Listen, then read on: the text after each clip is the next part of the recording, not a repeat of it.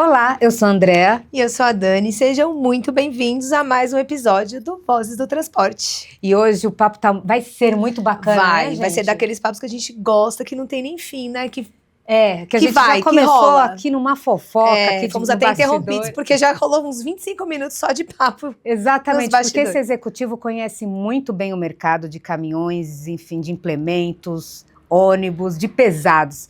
Seja muito bem-vindo ao nosso sofá, que é o Ricardo Barion, que é diretor executivo da Suspensis. Isso aí. Primeiro, obrigado pela oportunidade de estar aqui com vocês, né, André, Dani, e para falar de uma coisa que eu gosto muito, uma coisa que eu faço há muito tempo. São quase 30 anos de carreira que eu entrei no segmento de caminhões, né? Então é uma coisa que eu falo com paixão de verdade. Trabalho com o que eu gosto, eu sou daqueles que eu posso dizer que eu trabalho com o que eu gosto, então é uma satisfação grande poder estar aqui batendo esse papo com vocês. Tem muita história para contar, viu? Que bom, né? E é bom quando a gente recebe alguém que gosta de falar no assunto, dá para ver até pela cara, né? Tá falando já todo feliz. Falar de transporte. Conversando. Então você tá no lugar certo. Tá no lugar certo. Também a gente adora. Exatamente. Ô, Barion, começa um pouquinho falando pra gente da sua trajetória profissional. Claro. Né? Você falou que já tem 30 anos aí dentro desse segmento, por onde você já passou, qual é a sua história? Vamos lá, minha formação é uma formação mecânica, né? Sou engenheiro mecânico, depois fui me especializando em outros canais, né?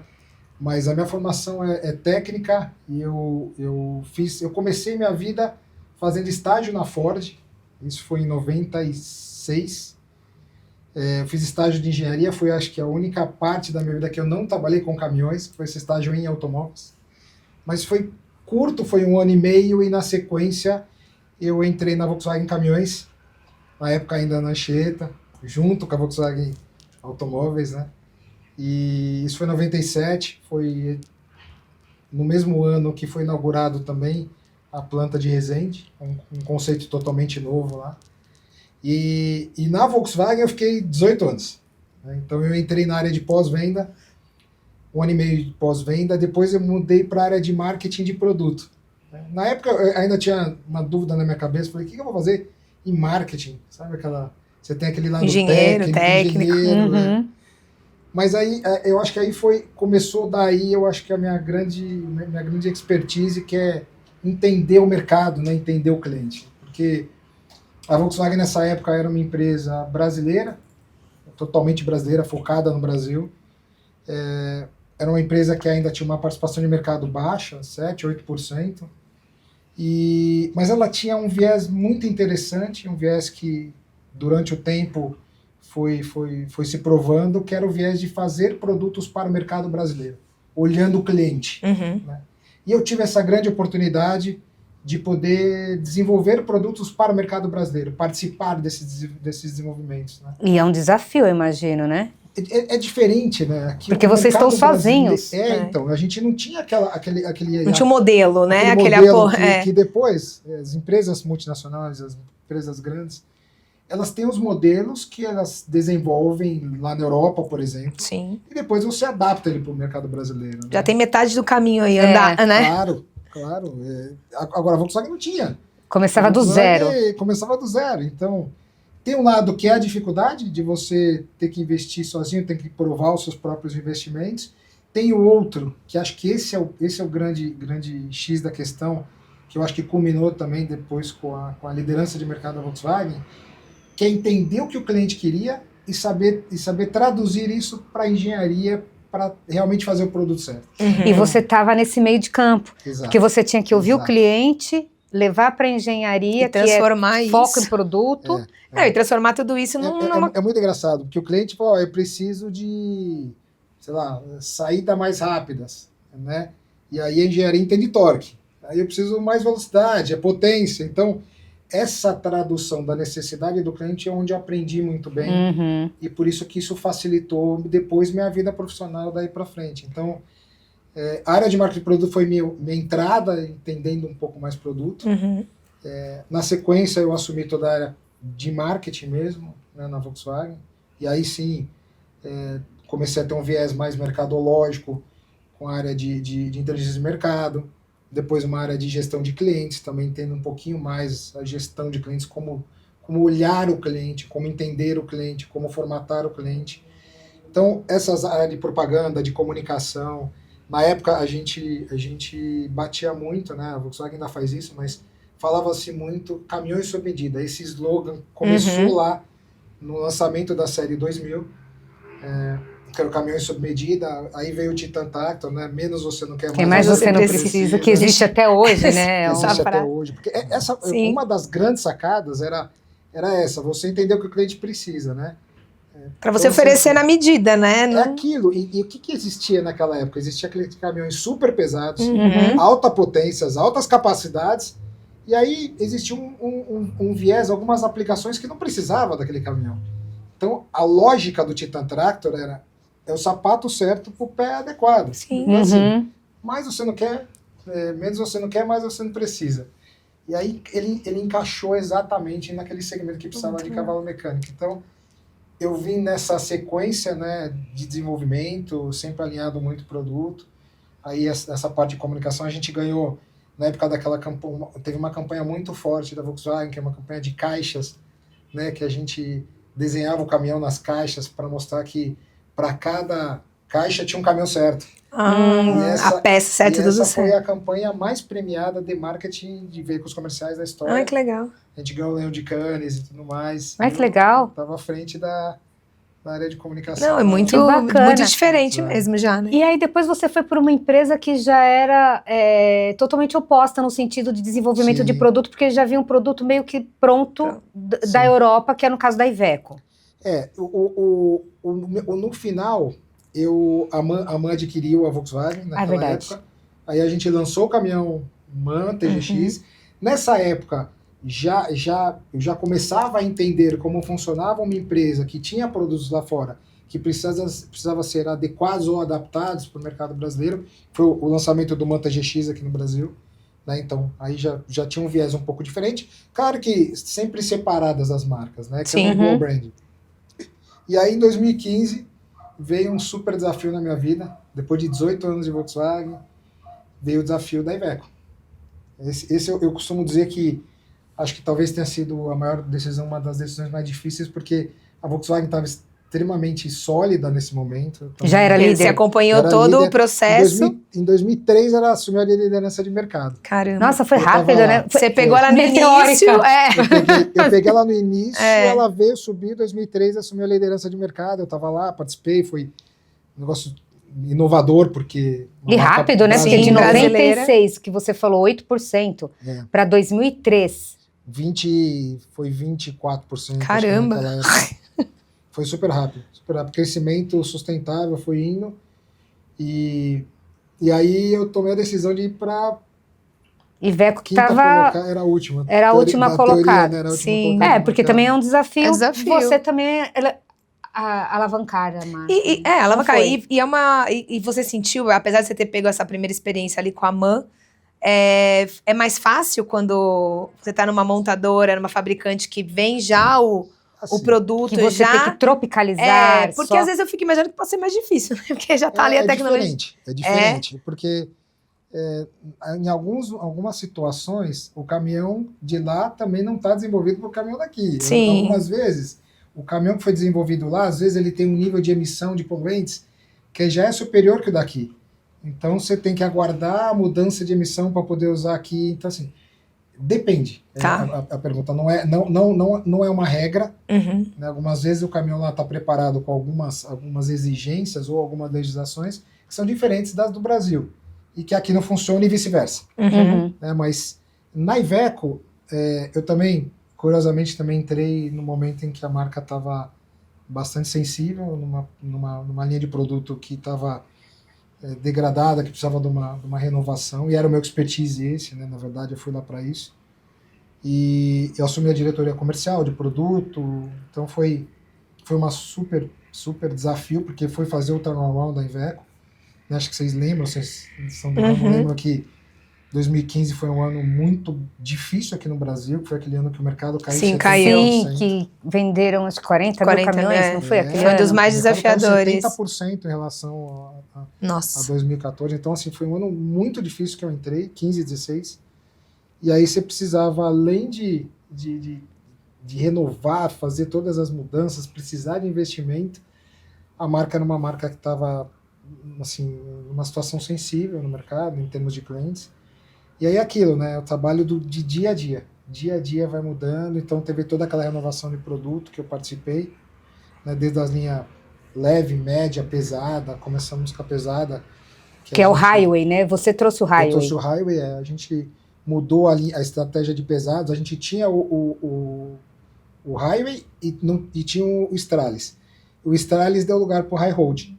Então a gente ficou com as duas linhas aqui de pesados. Sim, e acho que foi aí também que o cliente começou a olhar mais para a Iveco, não é? O High Road, porque ele era um produto melhor que o Stralis. Sem dúvida, sem dúvida. Já era uma melhoria grande em cima do Stralis, né? Principalmente o Stralis tinha um problema de imagem de consumo. É verdade. Consumo, então a gente os caminhoneiros falavam bastante. Conseguiu melhorar o consumo do extra pesado. E o extra pesado, entre aspas, né, ele é um segmento que ele é bastante disputado. Temos marcas ali muito renomadas, né? Então a disputa ali, a gente costuma dizer que é uma Champions League. Então, assim, quando você olha uma empresa full-liner, né, tem 3 empresas full-liner no Brasil, a Iveco, a Volkswagen e a Mercedes, que você olha desde o 3,5 toneladas até o extra pesado. Né? Então, você tem uma variedade muito grande para trabalhar. Então, e tem empresas que são mais focadas no extra pesado, que é o caso da Scania, a DAF e a Volvo. E aí algumas têm mais foco aqui, né, nesse segmento, as próprias concessionárias são preparadas para esse segmento. No caso da Iveco, era toda a linha, sendo que ela tem uma fortaleza grande na linha Daily. Exatamente, principalmente a chassi, né? O chassi cabine. Todo mundo tem uma fortaleza fala muito grande. bem, assim, em termos de veículo mesmo. Mas sem dúvida, é um veículo parrudo. É um veículo renomado, é um veículo que ele está no dia a dia, ele é quase um automóvel para quem dirige, então ele dá a sensação de automóvel, e ao mesmo tempo levando carga, né? E aguenta uma sobrecarga. A pressão. Ele aguenta a sobrecarga, ele aguenta um carro. Diz que não dá trinca, É. Ele é muito mais difícil em relação aos concorrentes na questão de trinca de chassi, é isso, né? Que falam, na versão chassi cabine. Ele é robusto, o chassi cabine, ele é de verdade, ele é bastante renomado, um produto que entrega uma qualidade muito adequada.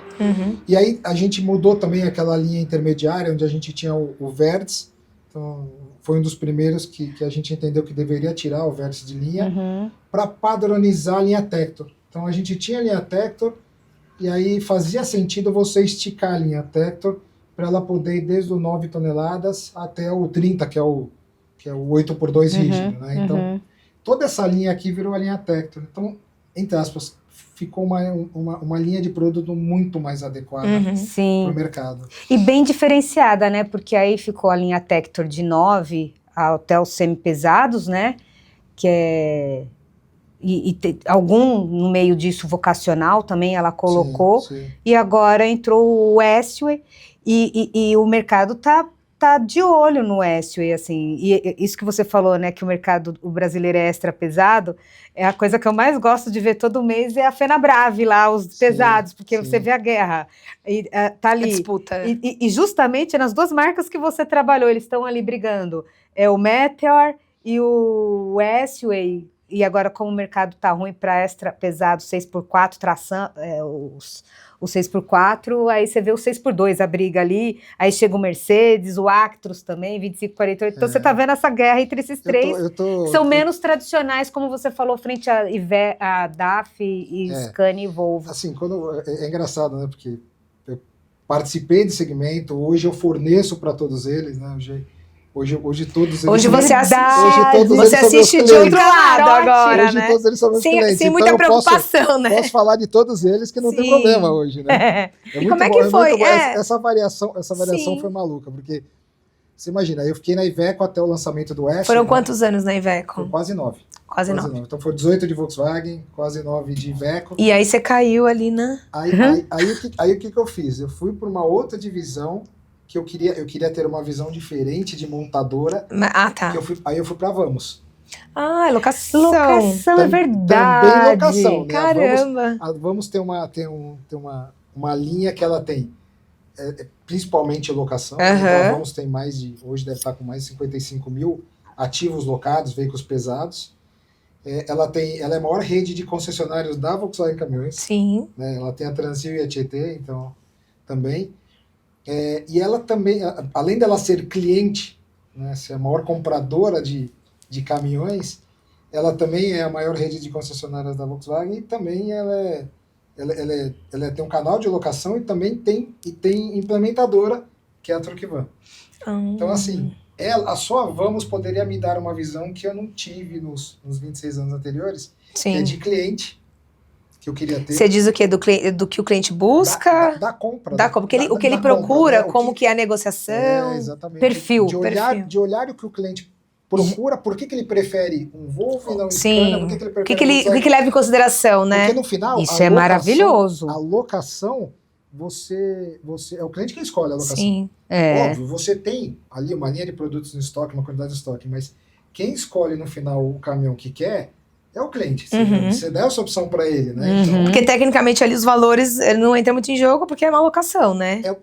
claro, Fica meio que claro, tem, claro mas... que tem diferença Mas não é no como se valor fosse da comprar, locação, né? Mas é diferente. E aí o cliente opta, falou, olha, para minha aplicação, minha foto é padronizada X, Y, Z, marca, tal. Então, e como eu estava também do lado da Vamos, tem a JSL, a gente conseguia entender também através da JSL e das empresas adquiridas pela JSL, e conseguia entender também qual é a preferência por determinadas marcas. No final do dia, é o Fernando quem toma a decisão de compra, mas aí a gente tem um critério, quais marcas, quantidade, lógica, tal. Então eu participei desse Lá direcionamento. você fazia o quê exatamente? Eu era diretor de estratégia e novos negócios. Tá. Nossa, Nossa, deu o último. Só faltava aí, o último degrau ali, exatamente. né? Pra ter uma visão geral. Era muito bom, muito bom. Porque é aquilo, eu comecei a ter a visão do cliente, né? Por que o cliente opta por um modelo e não o outro? Sim. Uma marca ou não outra? Sim. Então me conta. Conta esse segredo, porque é o que... Não, exatamente. É o que ele leva mesmo. O que o cliente leva em consideração. Falar de marca, mas assim, o que ele critérios, olha? né? Quais são os critérios? Depende muito se dá para ranquear esses né? critérios. Depende dos segmentos. Vamos para o extra pesado, que o Brasil que é rodoviário. Disponibilidade. Mas eles levam em consideração, quando fala disponibilidade, como é a rede de pós-venda, o quanto tempo ele vai... Tem aquele cliente que está numa região X e aí tem um atendimento dos concessionários lá e tudo mais, né? Mas produto por produto, vamos excluir essas outras variantes, né? Então você olha, o que o cliente tem preferência, principalmente o rodoviário, né? É a disponibilidade, é o item número 1. Ou seja, uma rede próxima, que bem estruturada, que atenda rápido, então que tenha lá, que o caminhão fique menos tempo parado sim. E que ele não quebre. E também que esteja em outros lugares. O maior tempo possível rodando, e quando eu tenho que fazer manutenção, quando tem que ter uma parada, alguma coisa, parar rápido ser atendido e que tenha também em vários lugares do Brasil, né? Isso que o cliente valoriza. Isso, inclusive, na maioria das vezes, até a diferença de preço ele leva em consideração e fala, isso aqui me dá mais disponibilidade. Mesmo que eu pague um pouco mais caro, mas eu vou ter mais disponibilidade. Agora eu te faço a mesma pergunta, porque dentro do segmento de caminhões, existe a linha dos patinhos feios, que são os fora de estrada. Todo mundo considera fora de estrada, né, o caminhão de mineração e tal. Esse cliente é diferente nesse sentido, porque esse também, quando você falou disponibilidade, eu imaginei que você fosse falar consumo em rodoviário e disponibilidade no cara do fora de estrada. Esse cara, ele não olha consumo, ele olha TCO. O fora de estrada. O custo operacional dele.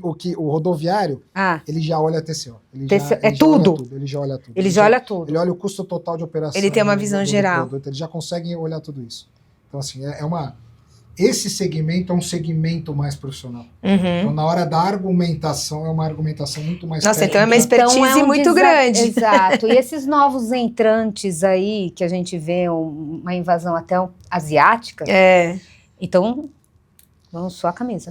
Como é que eu vejo isso, né? A gente já sabe de diversas marcas que tentaram vir para o Brasil em momentos anteriores e acabaram saindo. Como é que eu vejo esse movimento? Como é que eu enxergo esse movimento agora? Ele já começou muito forte em automóveis, né? Automóveis também, todo mundo tinha uma restrição muito grande asiática, né? E a gente percebe, você olha São Paulo como tá, cara. Sim. restrição ela é cada vez menor. Esse obstáculo ele é cada vez menor. Então, eu enxergo que isso começa a chegar para caminhões também. Mas são diferentes os públicos, eu penso assim, né? Isso que eu ia Totalmente. falar. Uma Totalmente. compra Mais automóvel é mais emocional. emocional, enfim. A decisão de compra é totalmente diferente. Mas o que você acha que mudou esse feeling? Por que eu trouxe essa analogia? Porque eu entendo que, por uma vocação urbana, onde você está mais próximo, você está mais centrado, você tem umas quilometragens menores, né, que você tem algum problema, você consegue ir até a concessionária que não está tão distante, eu acho que essa obstrução vai ser menor. Tá. Então, Para os leves. Para alguns mas momentos. Mas extra pesado ainda você acha no extra pesado, como eu acabei de falar de disponibilidade, aí leia-se rede, aí leia-se peça de reposição, né, valor de peça de reposição, manutenção fácil, né? A gente sabe que muitas vezes ele não faz a manutenção na concessionária, ele faz em algum oficina, mecânico, alguma de oficina confiança lá perto. Então, marcas tradicionais têm essa facilidade de fazer isso e não precisar ir na concessionária. Acontece muito disso. O que eu acho que vai ter essa dificuldade, tem essa obstrução, quando você pega veículos rodoviários de longa distância. Sim, porque aí o Brasil é muito grande. Ele vai para lugares variados, e aí precisa de uma peça, quebra, acontece alguma coisa, ele vai buscar... talvez vai ganhar que conseguir ter uma rede quem tiver ampla. Entrar no Brasil é rede. É rede. Não adianta entrar só com a marca. Agora, você, na Suspensis, primeiro como foi, né? Conta, porque depois eu quero que chegar... Você caiu ali. Agora você olha de outra forma. A gente vai rodando aqui, tem um monte de coisa. Vamos lá, aí eu fui para a Vamos, né? A Vamos... Cara, uma escola totalmente diferente de montadora, né? A visão da linha de frente, de concessionária, de cliente, de locação. E aí, eu fiquei 2 anos na Vamos, e aí faltava, se você olhar o meu círculo de negócio, eu passei por montadora, né? De montadora, eu participei de algum momento de rede e cliente, visão de cliente. Faltava só a última etapa, que era fornecedor. Sim. Que é a Suspensis. Caramba. Você é um executivo completo. Aí agora eu estou fechando o ciclo, que é poder entender todos os passos da composição do mercado. E o que muda agora, por exemplo? É diferente. Por exemplo, mas assim, toda essa base que você tem ajuda, mas eu imagino que seja bem diferente a tratativa. É muito diferente. Então, isso que eu quero saber, qual olhar estar na Suspensis te trouxe para essa indústria? Ser fornecedor é diferente, né? Primeiro que assim, óbvio, eu tenho a vantagem de já ter tido do outro lado. Então, quando eu vou tratar o cliente, quando eu vou entender as demandas do cliente, eu entendo por que ele me pede algumas coisas. Isso facilita muito, né? A Suspensis, por sua parte, né? A gente está no mercado há 27 anos. A Suspensis está há 27 anos. Então, ela conhece muito bem o mercado brasileiro. É uma empresa brasileira, uma empresa que é do grupo Randon Corp agora, né? Então, assim, a gente conhece o mercado brasileiro como ninguém, a gente conhece as estradas brasileiras como ninguém. Né? E nós desenvolvemos soluções para os produtos que estão aqui no Brasil. Muitas vezes o produto tem uma determinada suspensão, quando chegar no Brasil ele tem que trocar a suspensão para colocar uma suspensão que seja adequada para o mercado brasileiro. Então, o que me ajuda muito? Eu conheço muito o mercado brasileiro, eu conheço cada cliente, conheço cada segmento, né? Então, assim, isso me facilitou muito a minha entrada, óbvio, eu tenho relação com todas as montadoras, nós somos fornecedores das montadoras. Pra vocês terem uma ideia, a suspensão do segmento 6x2, nós temos 80% de participação. Né? De mercado. Isso se tratando de OEM, de indústria. De OEM. A gente só perde para quem faz a própria suspensão. Quem tem a produção. Então, assim, a gente tem o expertise da suspensão. Isso facilita muito. E cá entre nós, quando você olha um produto que precisa ser adaptado ao mercado brasileiro, você começa por eixo e suspensão. Sim. Que é a base. A primeira coisa que não vai aguentar. Eixo, suspensão, depois vem chassi, depois vem os periféricos. Sim. A primeira coisa, porque motor você vai adequar o motor, mas o motor é o mesmo. Sim. Ele não vai sofrer tanto. Agora, a parte de baixo, que é quem sofre com as estradas, a primeira coisa que você vai olhar é a base, né? E a gente conhece muito bem essa base. Então, isso é interessante. E agora você também ampliou seu olhar também, né? Porque antes você tinha um olhar, principalmente na Vamos, cravou isso. Eu ter um olhar para o cliente, a necessidade do cliente transportador. Agora você olha a necessidade do cliente indústria, montadora. Isso aí. E eu acho que isso aí também é bem interessante. Então Quais conta são? pra gente. Por exemplo, o que eles, né, solicitam, pedem, o que mais... Vamos lá, a composição do eixo e suspensão, a primeira coisa que precisa ter é confiança. Né? Alguma coisa que você... É robustez, né? Ponto número 1. Ela precisa ser robusta para aguentar as estradas no Brasil. Precisa ter confiança para realmente não deixar na mão o produto, né? Que é o que a gente falou de disponibilidade. Então, é um item extremo de disponibilidade. Quando eu digo confiança também, porque é um produto de segurança. Né? Um produto que vem rodado, vem o freio junto. Né? Na maioria das vezes a gente monta e entrega para a montadora ele montado já, né? O eixo, a suspensão, o freio, o cubo, ele já vai só para encaixar ali. Lá. Então, e a gente também tem, por exemplo, a montagem que é feita na Volkswagen. Nós somos um dos consórcios modulares da Volkswagen, que é a Suspensis, que monta eixo e suspensão lá para a Volkswagen dentro da fábrica da Volkswagen. Naquele então, conceito modular, né? Resende. Nós somos um dos módulos que fica já lá. Modular. Então, além de fabricar, a gente monta também. Não só dos Suspensis, mas como dos outros também, inclusive do concorrente. Faz parte do nosso acordo de montagem na Volkswagen. Mas, assim, é um item que ele também é um item de conforto. A gente também desenvolve, nós também fabricamos suspensões pneumáticas. Né? Então, para algumas aplicações existe a preferência por pneumática. 6x2, por exemplo. 6x2 também. 4x2, né? 4x2, 6x2, ônibus. Então a gente fornece para todos eles suspensão pneumática também, né? Para algumas aplicações específicas que são, sei lá, tanque, químicos, algumas aplicações existe. Que até força de lei, né? É lei para o produto, né? Então precisa ter esses componentes. Então a gente fabrica toda essa parte de baixo. Hoje todas as montadoras são seus clientes? Todas. Todas. E você falou da Volks e agora vocês também vão produzir Mercedes. Esse é um novo portfólio agora da Suspensis, né? A gente está produzindo 100% dos eixos dianteiros da Mercedes. Até então, para caminhões e ônibus. A gente produzia só o traseiro, né?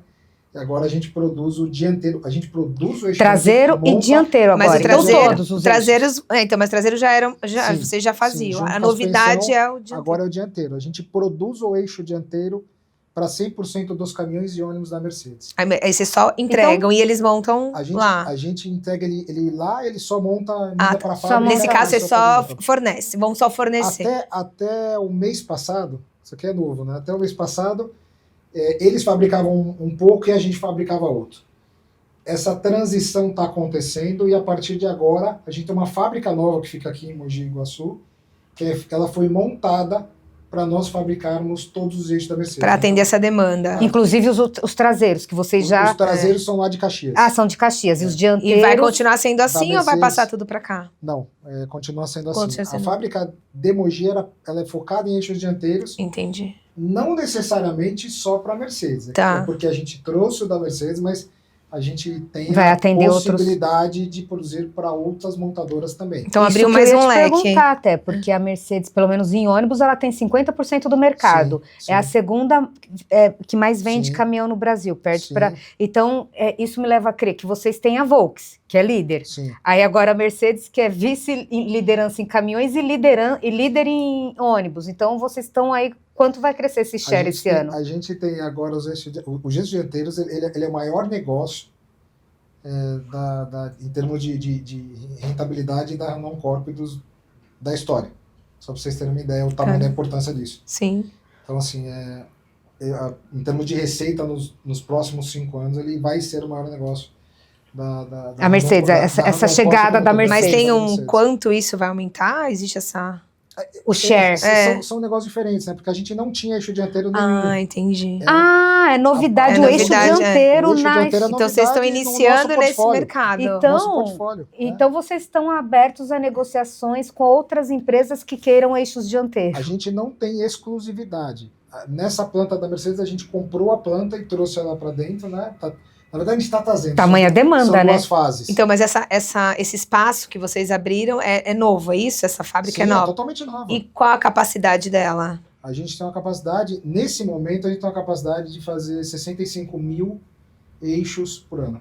Tá, e a demanda, que atende a demanda Vocês vão da Mercedes e possivelmente uma próxima... Esses A gente- 65 Vocês já estão mil. preparados para A outras... gente, a gente trazendo a linha automatizada da Mercedes, que agora eles Passa estão pra chamando, fábrica passa de pra vocês. fábrica, aí a gente tem capacidade de dobrar esse volume.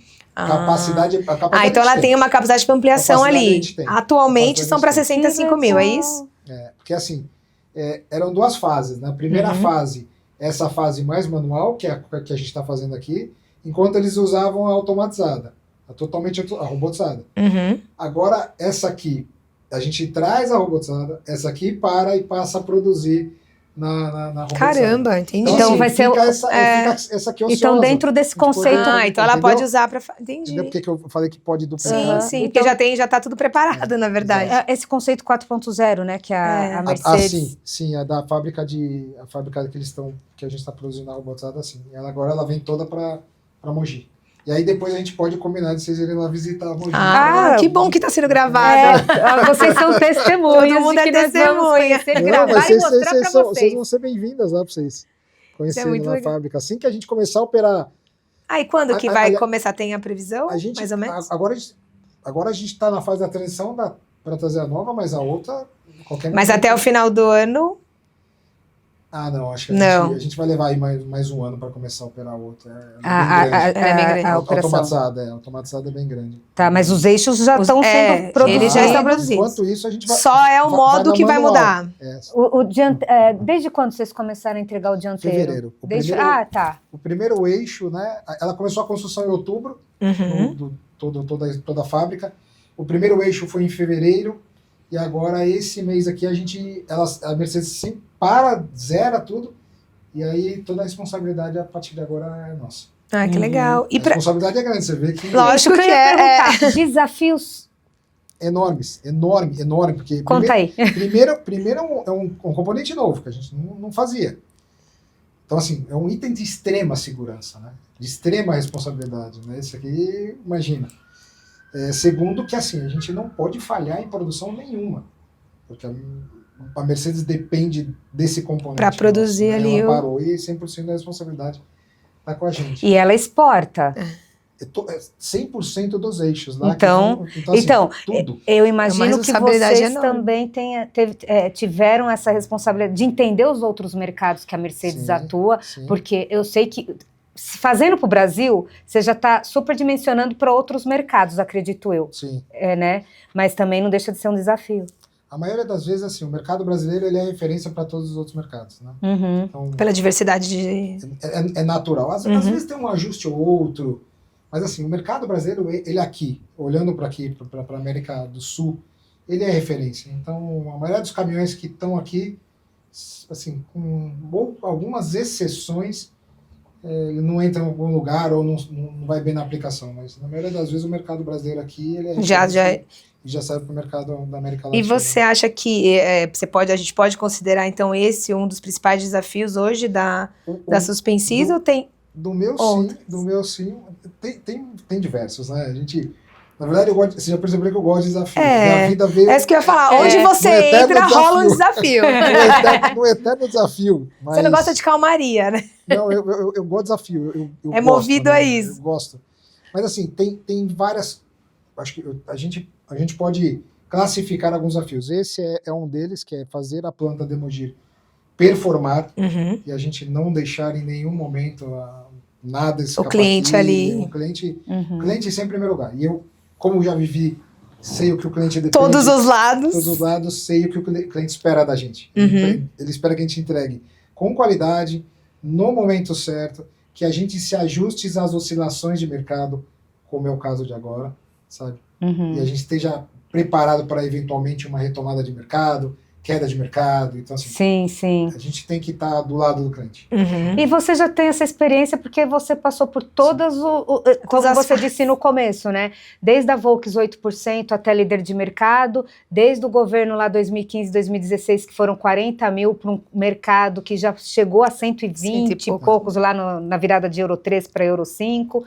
Então, quer dizer, você está acostumado a ter esses altos e baixos. Esses altos e baixos, no mercado brasileiro, ele é a coisa mais comum do mundo. mais como no mundo. Então, você olha os fatores que vem no Brasil, você até sabe o que vai acontecer.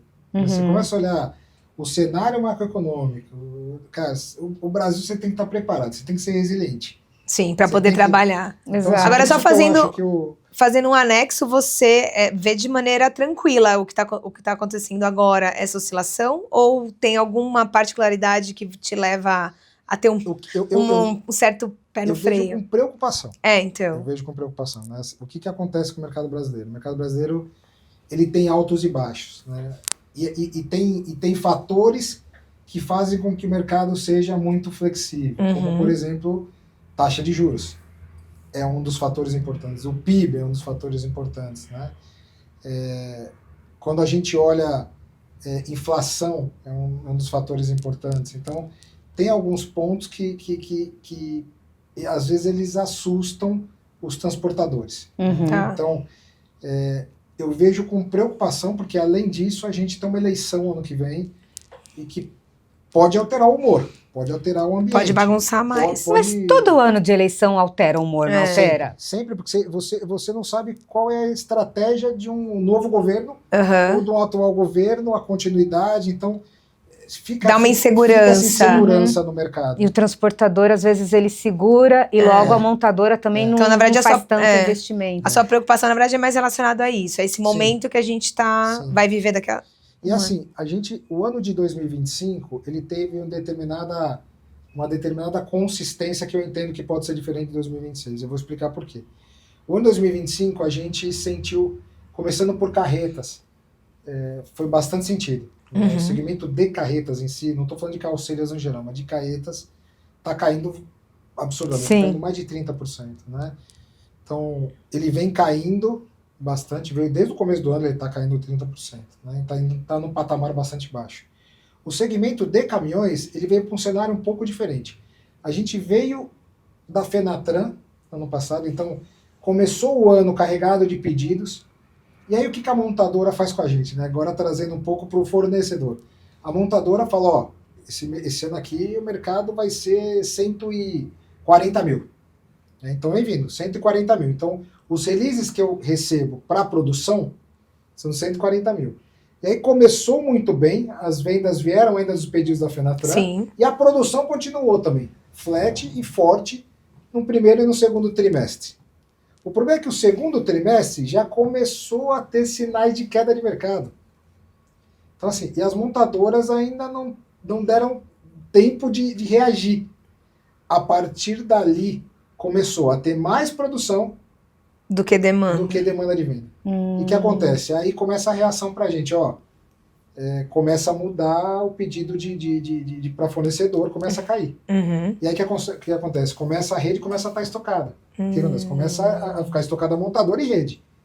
E aí o ano veio vindo, a produção aqui, né, a produção alta, as vendas aqui embaixo.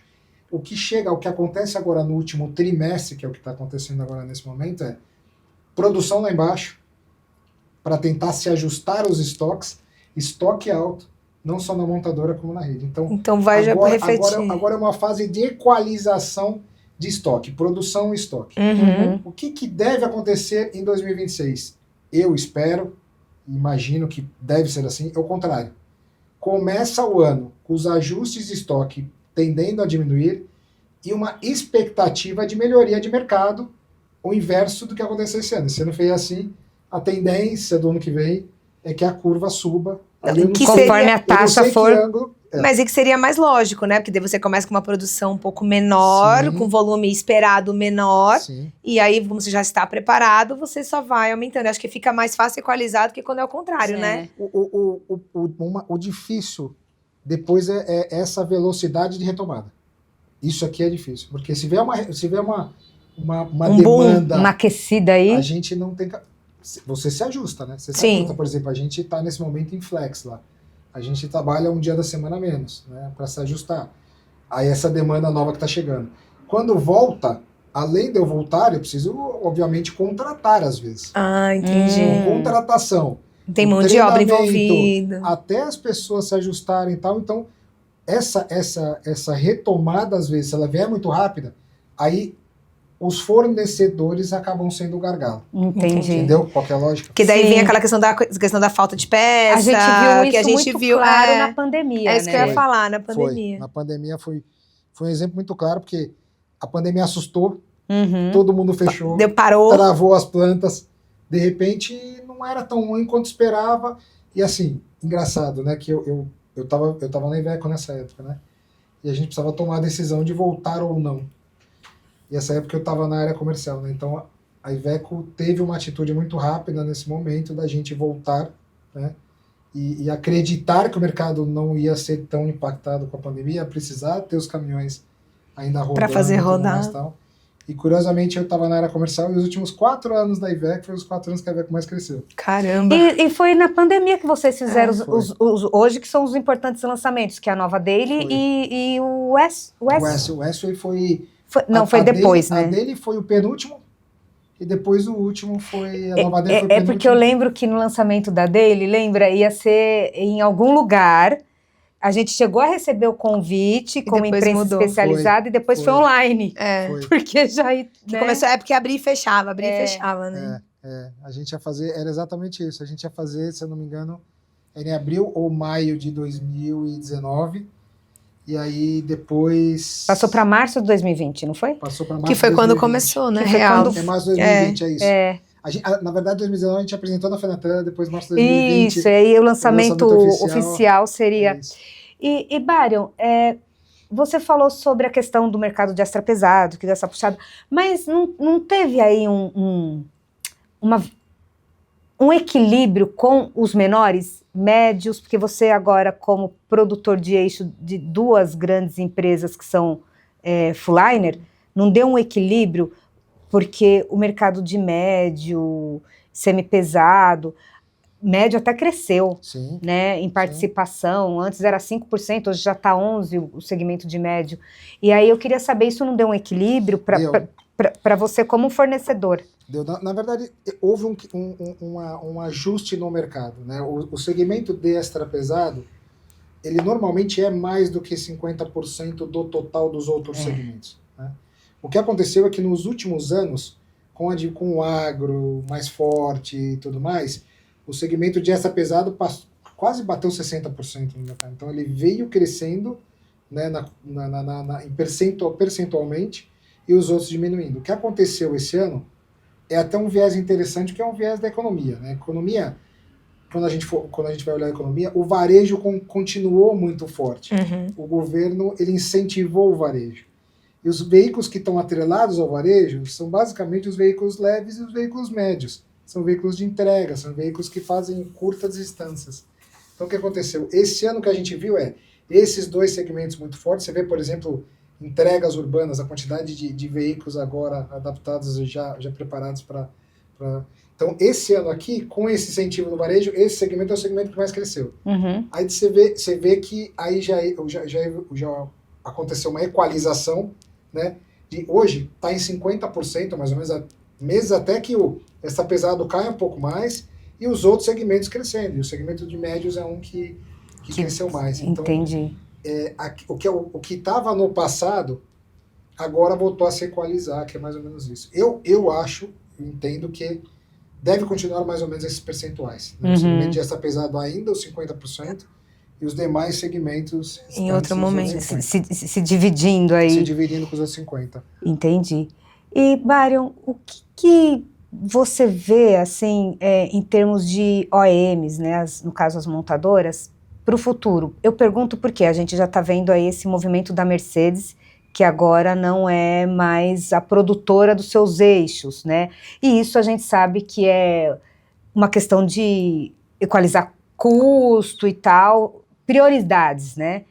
Você vê a Volvo e a Scania, elas já produziam seus próprios eixos e tal, mas você acha que é um movimento que pode acontecer de as indústrias até para enxugar custo, então terceirizar? Você vê que isso é um movimento que está acontecendo Brasil, mundo, como que está? Eu acho que pode ser uma tendência, A montadora se focar onde realmente ela detém uma tecnologia diferenciada e alguns componentes ela terceirizar. Eu acho que esse caminho é um caminho que antigamente era importante ser totalmente verticalizado.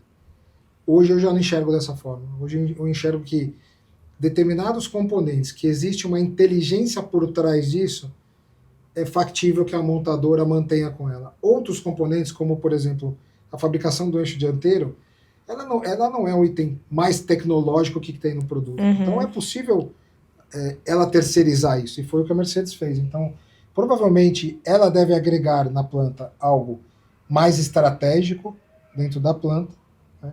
E aí ela terceiriza isso, e obviamente, deve ter um ajuste de contas que deve fazer sentido. Sim, acho que são vários fatores, né? Como você mesmo está dizendo, acho que é questão de você focar onde cada um é especializado, né? E desenvolver melhor as coisas. Sim, sim. E aí te faço outra pergunta. Naquele período de 2012 que a gente teve, acho que foram mais de 120 mil caminhões, é isso? Qual foi o ano que o Brasil, boom? 18. 170 mil em 2000 e... Foi 18? Ah, a gente chegou a 170 mil, olha eu, que 120. foi o pre-buy do Euro 5. Foram 170 mil. Isso aí. É óbvio que a gente vai voltar a isso, porque o Brasil tem capacidade e demanda para isso, acredito eu. E assim que a gente voltar também a Selic a 1 dígito. Nossa. Eu acho que é possível. E aí, como que fica a questão de... Porque aí todo mundo precisa produzir, né? E às vezes as montadoras, mesmo essas tradicionais que fazem os seus próprios eixos, enfim, elas acabam utilizando aí, pedindo ajuda do mercado. É isso mesmo? A gente, na minha época de montadora lá, a gente uma vez fez um exercício de quanto que era a capacidade produtiva da indústria brasileira de caminhões, né? E a gente chegou a uma conta de quase 500 mil. Quase 500 mil veículos. Caramba! Então, assim, temos essa capacidade? Quando você soma todas as montadoras, né? Toda a capacidade, 3 turbos e tudo mais. Caramba, é muito. A gente fez um cálculo e chegava em mais ou menos quase 500 mil. Nossa, pessoa que mundo dos sonhos. Nossa! O nosso setor Tá louco. Mas assim, hoje todas operam com ociosidade.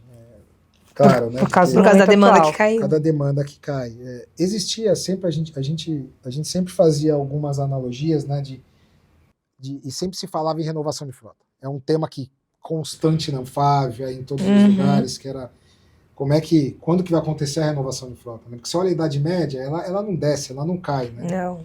E aí é aquela lógica que a gente sempre discutia, né? Você tá, durante um tempo, aí você lança uma nova lei de emissões, aí você coloca mais custo, aumenta o preço do produto, e aí aquele cara que tem aquele caminhão mais antigo tem mais dificuldade ainda de acessar o novo. Com certeza. Se a gente tivesse uma lógica de renovação de frota, pode ser que, com essa escadinha aqui, né, o cara comprando um caminhão um pouco mais novo, 5 anos mais novo, vai vindo aqui, talvez impulsionasse o mercado acima dos 170 que foi aquela. Então, o mercado precisa, mas assim, precisa de incentivo, precisa poder financiar o autônomo, que essa é uma das grandes discussões que existe. Porque, na verdade, a maior frota está na mão dele, né? A maior frota está na mão dele. E então, que assim, como comprovar, como fazer com que ele tenha acesso a esse financiamento. Um financiamento que ele consiga pagar com frete, é o outro ponto que é importante. Né? Como fazer isso, como comprovar, como dar condições para ele. Então, eu acho que são uma série de coisas que poderiam fazer o mercado ser maior. Se vai ser 500 mil, não vai, mas poderia chegar a 200 mil, 200 alguma coisa, é capaz. Não, que se você pegar, como você está fazendo essa conta, se você pegar o número da frota com idade média com mais de 20 anos, se você consegue fazer essa renovação, você já tem um boom, né? Essa é a lógica. De aumento de Essa é a lógica. É a renovação dos veículos mais velhos, né, dando um passo dos mais novos. É claro, aí tem a discussão de scrapear o veículo antigo. Aquele ciclo. Aquele ciclo que precisa ser feito. Essa é uma grande discussão que a gente sempre teve. Mas assim, tem uma série de dificuldades para acontecer isso. Mas que uma hora vai ter que fazer sentido, porque a gente está falando hoje em dia, né, de veículos elétricos, veículos a gás, todas as fabricantes aí com metas de zerar a emissão. E de repente, quando você vai para a estrada, você tem uma realidade completamente diferente daquilo que a gente tem é discutido, falado, enfim, né? Fica meio que duas realidades ali vivendo. Por isso que eu vejo com mais dificuldade as novas tecnologias, né? Até por causa disso, Imagino. porque a nossa frota é uma frota que ela envelhece, a idade média dela é muito alta, e aí quando você olha, bom, mas qual que é a tendência? A tendência é o elétrico. A disparidade do elétrico versus o que acontece na frota hoje é muito grande. É absurdo, então, é verdade. a gente ainda não tem infraestrutura adequada para isso. Então você vê, A gente tá maduro, você vê frotas né? cativas Uhum. que estão indo por essas tecnologias, né? Outras, assim, ser uma coisa natural, comum para o mercado, ainda está muito distante da realidade brasileira. Sim. Essa é a verdade. E aproveitando que você entrou nesse assunto, em relação aos produtos que vocês desenvolvem, o que está sendo mais tendência quando a gente fala de sustentabilidade, enfim? A gente quando olha os combustíveis alternativos, né, isso é uma grande discussão, quando a gente olha muito, a gente tenta olhar a Europa ou lá fora, o exterior, para tentar olhar o que pode ser utilizado aqui, né? São vários tipos de combustível alternativo. Então a gente tem o elétrico, a gente tem o gás, a gente tem o híbrido, a gente tem diversas alternativas. O Brasil hoje, ele eu acho que quando a gente segmenta, fica mais fácil da gente entender. O veículo urbano de aplicação porta a porta, esse está mais fácil de ser eletrificado. Esse está mais na mão, está mais controlado. Óbvio, ainda tem as discussões de recarga, tempo de recarga, o que fazer com a bateria depois, valor de revenda, porque o nosso segmento, o valor de revenda, ele é essencial. E a gente não sabe hoje quanto que é valor de revenda de um caminhão elétrico. E se existe um valor de revenda, né? Tanto é que era uma discussão na minha época de locação, como é que você calcula o valor de revenda no veículo elétrico depois de 5 anos, depois de 10 anos, né? Sim. Como é que você faz isso? É difícil, porque você não sabe o que fazer com a bateria, como vende a bateria, porque Sim. se você olhar o valor de um caminhão elétrico, né, ele sai o motor, sai a transmissão. O caro lá é a bateria. 50% pelo menos, 50% né? é a bateria. Então, a aplicação faz sentido? A aplicação faz. O preço paga o investimento depois de 5 anos? Não paga. Então, assim, essa balança ainda do que a gente conversou de TCO, né? Se olha o TCO de um mecânico hoje, se olha o TCO de um elétrico, dificilmente ele se paga na aplicação urbana. É muito mais um viés de ESG do que um viés econômico. De TCO. De TCO. Mas lá na Suspensis vocês já desenvolveram a solução, como chama? Que eu acho que é super legal e é para pesado, né? A gente olhou de novo, né? Aquele viés de olhar para o Brasil nas soluções que o Brasil pode ter, né? E aí a gente foi para o lado híbrido. O que é o lado híbrido, né? Como nós somos uma fornecedor da Randon, a Randon faz parte do nosso grupo. Hoje a gente tem a carreta com ESIS. É só para Randon ou é essa carreta? Em carreta, sim. Em carreta, só para Randon. Que é um eixo motriz elétrico, que é o ESIS, que é o eixo elétrico, que ajuda no TCO de um caminhão qualquer. É um caminhão diesel, que normalmente é uma aplicação X, e aí ele, quando é acoplado com uma carreta com o eixo ESIS, em momentos de aclive, ele pode ligar o eixo elétrico. Claro, eixo elétrico, então tem sua bateria, da mesma forma que um caminhão elétrico, você carrega ela, e aí quando você liga, ele ajuda a impulsionar o caminhão, e isso gera o empurra do caminhão. E gera uma economia. Que faz com que o caminhão tenha uma economia de combustível. Quanto, mais ou menos? Tem aplicações onde a gente consegue 10%, tem aplicações que a gente chega a 25%. E automaticamente também uma redução de emissão. Total. E o mercado está comprando. A gente tem hoje... A gente faz 2, 3 carretas por mês de clientes diferentes, clientes novos. Então é uma tendência. Essa é mais ou menos a capacidade que a gente tem, né? E você está visualizando uma tendência aí, então, também. Sim, porque é uma alternativa para uma diferente, né? E assim, futuramente a gente pensa também em ser um dos eixos aplicados em algum caminhão, para que ele possa fazer o suporte também no momento de propulsão. Então ele ser um caminhão híbrido Pelo eixo. Pelo eixo. Pelo eixo. Então Não, e é aí uma você- tendência. Vocês já estão em teste? Vai entrar? Um caminhão normal, né? Que você tem um eixo elétrico que te ajuda a fazer a propulsão. Um eixo que poderia ser um eixo bobo, um eixo normal. E esse seria o eixo de tração do caminhão. Esse seria mais um eixo de tração, mas elétrico, que você pode aplicar lá e ele pode ajudar na propulsão, reduzindo o consumo. Então, isso atenderia tanto um 4x2, 6x2, 6x4? O que vocês estudam hoje? A lógica deveria ser 6x2. 6x2. Mas nada impede. Porque se eu colocar no 4x2, ele vira um caminhão, entre aspas, elétrico. No 6x2 eu teria o caminhão com o eixo de propulsão mais o eixo de ajuda para. E no 6x4 não caberia? Eu acho que aí é diferente, né?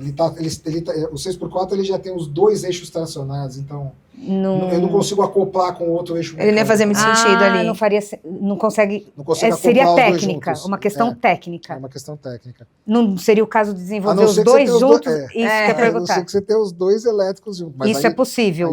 Isso é possível, mas aí já é uma tecnologia que eu Aí não você conheço. teria que entrar com a sua turma de engenharia E para dentro de desenvolver casa e desenvolver alguma coisa. especificamente. Seria E a turma de isso. engenharia, coitada, eles estão loucos já. De Por tanta, quê? de tanta ideia que a gente tem.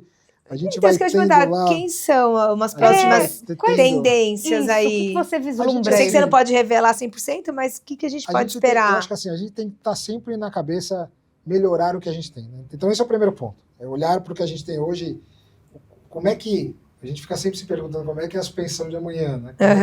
Como é que é o produto amanhã? Como é que é o caminhão amanhã? Então, a gente sabe, ele tem que continuar sendo robusto, mas ele precisa ser mais leve. Ele precisa gerar menos impacto para o chassi, para o caminhoneiro, para a cabine. Então, tem todo esse desafio que a gente trabalha na mecânica e também na pneumática. Né? Sempre trabalhando com componentes que durem mais, que tenham menos manutenção. Então, essa sempre vai ser, eu acho que a primeira diretriz que a gente tem. A segunda é, quando eu olho eletromobilidade, onde é que estão as oportunidades de eletromobilidade? Aí a gente começa a olhar todos os segmentos. Então, como é que eu posso ter uma alternativa de eletromobilidade para outros segmentos e que faça sentido? Que eu não preciso eletrificar o teu caminhão inteiro elétrico. Né? Então, como é que eu posso fazer isso ser alternativo? Caminhão e ônibus. Então, a Suspensis hoje ela tem, eu acho que essas duas direções. A primeira é melhorar o que nós somos, mantendo o que a gente já tem, toda a participação que a gente conquistou. De novo, estando próximo do cliente, podendo oferecer alternativas, como é o caso do eixo dianteiro para a Mercedes.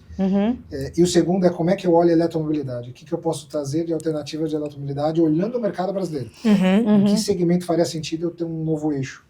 Ter uma aplicação conjunta. Então, esse desafio desse caminhão, ele ainda é um protótipo, né, que precisa ser desenvolvido, mas a gente entende aí que daqui a um ano a gente vai ter a oportunidade de ter um caminhão para teste, seguro para venda. Para venda. Essa já tá. Olha, tá. Então a gente também já pode me convidar a gente para esse momento. Pra esse momento. Gravem aí. Daqui a pouco vocês estão em 5, 6 vezes. E Barion, vocês hoje fornecem eixo de suspensão, né, para as carretas Randon, aí tem os OEMs e tal. E os concorrentes Randon também compram de vocês? Porque a gente sabe que são, né, quem conhece o mercado sabe que são 3 grandes, gigantes aí do setor de implementos, Randon entre elas, mas acho que tipo 70% ainda são pequenas empresas que precisam de componentes, comprar esses componentes, elas não desenvolvem. Então, como que está esse mercado para vocês? A gente pode vender para todas as fabricantes de implementos. A gente não tem exceção. Exclusividade. Inclusive o Axis 4, que é o eixo que a gente conversou outro dia, né? Que é o 4º eixo. Que é para atender 4 eixos, que eu quero que você fale sobre ele também. Que é também. para atender o 4º eixo. A gente acabou de lançar um produto novo, né? Naquela linha de que vamos olhar a tendência. A tendência do 4º eixo na carreta, ela é muito grande. Ela vem crescendo bastante, né? Desde que entrou a lei, que foi em 2022. Então, ela vem crescendo muito. O 4º eixo começou lá com 12%, 15%. Hoje é 50%, né? Por exemplo, do segmento graneleiro, que é um maior segmento do mercado, né? Então, o 4º eixo era um eixo que a gente tinha, mas não era específico para essa aplicação. Conforme veio a lei, a gente pegou, adaptou um eixo, adaptou a suspensão e tal. E com o tempo, a gente foi vendo que a gente poderia melhorar aquilo, que é aquilo que eu te falei, tá sempre trabalhando para melhorar o cliente. Sim. E aí veio as demandas da Randon, principalmente, que a gente precisava desenvolver um eixo novo, que subisse mais, que tivesse um vão maior em relação ao solo, né, que tivesse ali componentes de qualidade mais robustos. E aí a gente acabou de lançar agora, faz um mês, estamos começando agora, inclusive, a fornecer para a Randon. O primeiro lote está indo para a Randon equipar as carretas. E então o ESIS a gente começa agora, mas devido ao formato do ESIS, a gente tem bastante outras implementadoras já dentro desse o ESIS é o... Desculpa, O Axis. O Axis Force. O Axis Force, porque o ESIS é elétrico, né? Confusão. O Axis Force. E você vê, que a gente estava comentando esses dias, né? Tem um grupo de amigas jornalistas ali, a gente estava falando que alguns executivos têm falado sobre ou a ascensão, ou a queda, ou uma estabilidade do quarto eixo. E a gente está vendo que, por enquanto, está meio que em ascensão. Vocês lançam um produto, obviamente, vocês estão de olho no mercado futuro. Então, é um segmento que veio para ter seu espaço e vai ser perene. Ele é um segmento que ele na teoria, ele substitui o bitrem. Né? Uhum. Teve uma época que o bitrem veio e aí deu aquele estouro do bitrem. Sim, sim. Né? E agora, com a mudança da legislação, ele leva mais que o bitrem. 1,5 tonelada, né? 1,5 tonelada a mais que o bitrem. Então, você tem duas composições, você tem duas placas, você tem que pagar 2 IPVA, você paga... Então, assim, fora o arrasto que tem em toda a aplicação do bitrem. Então, o quarto eixo, ele entra para substituir o bitrem. Eu entendo que sim, eu entendo que quando você olha as composições de carreta, o rodotrem ainda é o produto que tem mais participação no mercado, né? O rodotrem, porque né? Faz sentido para o agro, é muito forte, longas distâncias, quanto mais carregado, mais carga, mais rentabilidade gera para o transportador. E o quarto eixo já é o segundo modelo de mais aplicação dentro das carretas. Então, a sua visão... A minha visão, sim, eu só não sei se ele vai crescer. Mas está... Eu acho que na estabilidade do que ele já está hoje, já é bom. Quase 28% de participação, né, no total, já é uma participação bastante significativa. Porque depois vem o 3 eixos tradicional, o semi-reboque tradicional, e depois todas as demais aplicações. Então, ele já tem uma participação muito relativa. Por isso a gente lançou o Axis 4 para atender a Randon e também, eventualmente, atender os outros fabricantes de implementos. Queria comentar um negócio com você. A gente testou um caminhão da Volks 20480. E foi curioso porque a engenheira de produto, sua colega Andrea, comentou com a gente que é um caminhão preparado para atender 6 eixos no 4x2. Só que a gente, olhando para o mercado, um colega nosso, João Geraldo, viu que não existe esse implemento ainda. Pode existir? 6 eixos no 4x2? 6 eixos no 4x2. Por isso que ela tem um caminhão 480. Quer dizer, um 4x2, um caminhão 4x2, que seria... Não, na aplicação 4x2 porque não. Existe uma lei que permite esse bitrem de 6 eixos no 4x2, só que a indústria... Aí a gente foi olhar para a indústria que produz, implemento não existe. Você acha que pode ser um futuro aí, já que a gente está, né, nessa onda de mais distância, levar mais... Simplificar o caminhão e... Para levar mais. Eu acho que num 4x2, uma composição dessa, eu acho um pouco difícil. Para a indústria desenvolver? Eu acho um pouco difícil, porque eu entendo que vai existir alguma sobrecarga num eixo só. Né? Quando você coloca toda essa capacidade de carga, né, de puxar num eixo só, eu não sei se o produto consegue levar. Primeiro, eu não sei nem se... Eu não me lembro dessa legislação de 6 eixos. Tem, a gente até foi atrás, eu só não lembro agora, ela existe, mas aí o curioso é que não tem produto para uma lei que permitiria, só que aí você reduz, não é a mesma conta para todos os eixos, né, aí você reduz não sei para qual eixo, eu não lembro. Eu também Mas não enfim, depois a gente precisa conversa sobre isso. Precisa ter uma condição de carga específica ali, ali É, para não que sobrecarregar. daria certo. Daria O- 56 toneladas de PBTC. Ah, tá. No total, Tá. aí estaria dentro da lei da balança, Tá. um 4x2 com 6 eixos, totalizando 56 toneladas de PBTC. Mas quanto por eixo? Eu também não lembro. Essa soma dos eixos Essa daria. composição que eu não sei, mas o que acontece que eu acho que o advento do quarto eixo também ajudou. Que você pode usar num 6x2. E tá crescendo. Essa é a Você vê grande hoje. vantagem. É, Você e ele olha- tá... Por isso que outra coisa que aconteceu, essa é a migração. Que quando a gente comentou, né, o segmento de pesado e extra pesado, ele tem 50%. Na época, né, até 3 anos atrás, o 6x4 tinha maior volume do que o 6x2. Agora o 6x2 já cruzou o 6x4. Por quê? Por causa da subida do quarto eixo. Então, assim, além dele crescer no mercado, ele cresceu a composição do cavalo, Uhum, que agora é mais 6x2 do que 6x4. entendi. Então Mudou, teve isso né? também, essa migração Ele deu uma de mix, mudada nessa... essa migração de mix entre um e o outro. Então tem isso também. Gente, muito legal. Ai, Byron, é muito bom conversar com você, só que a gente tem que tempo, parar. A gente Aqui a nem percebe, produtora a ali, gente ó. percebe o tempo passando, né? voa. Quando o papo é bom, Quando o voa, né? papo A gente bom, gosta, boa. a gente vai emendando um Um assunto no outro. Mas no assim, outro. a gente tem que fazer só uma última pergunta bem rápida. É, que essa a aí gente cê- promete. A gente nem preparou a sessão. A gente já entendeu que você faz o que você gosta, que talvez dê essa leveza aí. Mas o que você faz, fora isso, pra ter esse astral bom aí, tocar as coisas com tranquilidade? De verdade, assim, eu tento levar a vida da melhor forma, né? Eu tento pensar que, assim, o que eu tô indo fazer é uma coisa que me dá prazer de fazer. Ponto número que me ajuda bastante, né? Eu tenho 2 filhas, né? Então super apegado às 2 filhas, super próximo delas. E assim, gosto muito de correr, gosto de praticar esporte, até em Caxias, que tem uma dificuldade adicional de temperatura lá. É verdade. Isso. É um desafio que... Aí você sai pra correr. Antes de... Eu 5 e pouco da manhã eu vou pra academia. Então, Show. assim, eu faço questão de manter A rotina. essa rotina para me preparar pro dia. E é um momento que eu acho que é o melhor momento que eu ajusto a minha cabeça para as tarefas que eu tenho durante o dia. Então, é assim que eu faço. Não tem muito segredo, eu procuro estar com a família quando é possível, né? Já que as viagens me demandam bastante. A empresa agora, nesses primeiros 6 meses, ela está demandando muito de mim, é natural que isso aconteça. Mas nos momentos que eu tô, eu gosto de estar com a família, eu gosto de fazer meu esporte bem de manhã, que é para Começar o dia. ajustar a minha de lógica. manhã. É o melhor que horas? horário. É. A gente faz de manhã, mas É. existe a nossa manhã e a sua A manhã. minha manhã é 5h30. A minha umas 2 horas depois. A minha também. Sim, Por isso que eu sim. perguntei que horas, né?